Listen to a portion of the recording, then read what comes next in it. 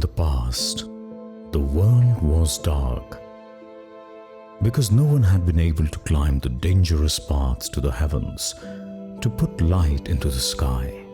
Great Turtle, the master of all animals, very much wanted to have some light. One day, Little Turtle, his devoted assistant, decided to climb the treacherous path. First, she climbed into a black, smoky storm cloud that carried her to the center of the sky. As she went, she collected lightning and gathered it into a luminous ball. When she had finally gone as high as she could go, she threw the beautiful ball with all her might into the sky. As she rested from her difficult journey, Little Turtle looked at the sky and saw how lonely the growing silver ball was. And she noticed that the sky was still too dark. She knew that her job was not finished, so she decided to collect another ball of lightning. She did this and threw it into the sky to join the first ball.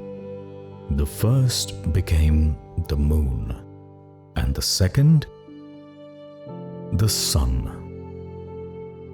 Great Turtle was very pleased that Little Turtle had been so successful. Then he had another idea. He wanted the sun and moon to circle through the sky so that all the world should have light.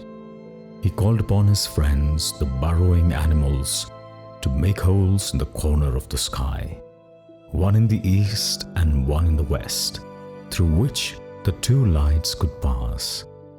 The sun and the moon lived like husband and wife, and one day they quarreled. The sun was angry at the moon for trying to pass through the hole in the sky before him.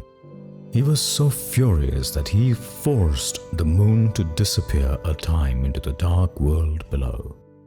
During that time, the world was very hot, and no one could rest or dream.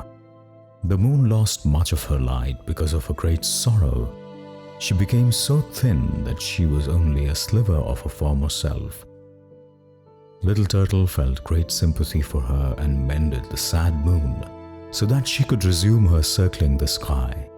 But the sun was very stubborn and refused to look at her as they passed each other, so she pined away again. And this continued throughout time. The moon is full with hope and then slowly pines away in sorrow as the sun passes her by.